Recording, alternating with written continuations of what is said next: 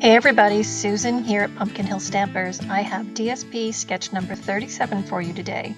Before we start, remember to like and subscribe to the channel below.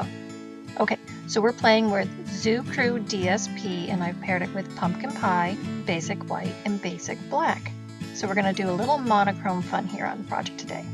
First thing we're going to do is take our 6x6 DSP paper. This one has all the characters on it, and I'm going to use my paper snips and trim out some of those fun critters. The next thing we're going to do is we're going to use that scrap and pull off a 4x 2 1/4 piece of printed DSP for background. Next, I used my embossing folder, Merry Melody, and embossed both the black panel, and I decided to emboss the front of the pumpkin pie card. To stamp, I used the Enjoy the Rhythm stamp set with Memento ink. First, I stamped a sentiment at the bottom of the large square, and then I stamped Happy Birthday and trimmed it out with my paper snips. These are all the elements we're going to use for the card project today.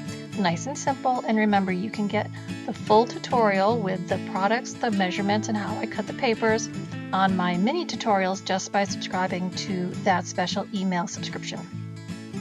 So to start, we're going to fold our cardstock in half and use our bone folder to give it a good crease. Then we're going to layer up our DSP and our 2 squares. First, the DSP panel goes on with liquid adhesive across the center of the white square. Then our black embossed panel goes on top of that.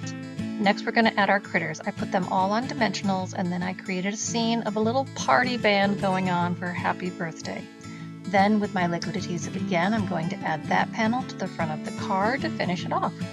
So there you go. There is our finished product. I hope you think it's fun and wasn't too difficult. If you want to join us in the mini tutorial emails, just go ahead and click on the link below.